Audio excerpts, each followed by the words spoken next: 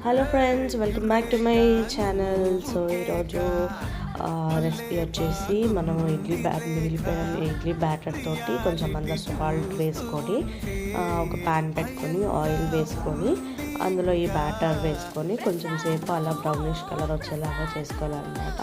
నాకు కొంచెం ఫీవర్ వచ్చిందనమాట. సో మా మదర్ అయితే ఇలా చేసింది. అందులో మనం కొంచెం టేస్ట్కి తగ్గట్టు అవి క్యూమన్ సీడ్స్ కూడా వేసుకొని మంచిగా అవి మంచిగా బ్రౌన్ కలర్ వచ్చేలాగా వాటిని వేయించుకోవాలన్నమాట. కొంచెం దోశ బ్యాటర్ లాగానే వేసుకోవాలి, కానీ కొంచెం థిక్గా వేసుకోవాలన్నమాట. సో ఇంకా చికెన్ తినకూడదు, ఏం తినకూడదు అని చెప్పి కొంచెం నోరు చేదుంది అని చెప్తే మా మదర్ ఇలా చేసి ఇచ్చింది.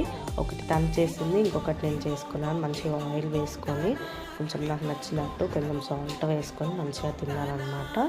దీని కాంబినేషన్లో మీరు ఏం పచ్చడితో తింటారో కమెంట్ చేయండి. నేనైతే కొంచెం మా అత్త టమాటో పచ్చడి, రోటి పచ్చడి చేసిందనమాట. సో అది వేసుకొని మంచిగా తిన్నానమాట. చాలా టేస్టీ అనిపించింది. కొంచెం నోరు కూడా చేదు ఉండే. సో మళ్ళీ కొంచెం అలా తిన్నాను. చాలా యమ్మీ అనిపించింది. ఒకటి తిన్నా ఫుల్ అయింది, కానీ ఇంకొక హాఫ్ మా వద్ద దగ్గర నుంచి తీసుకొని తిన్నాను అనమాట.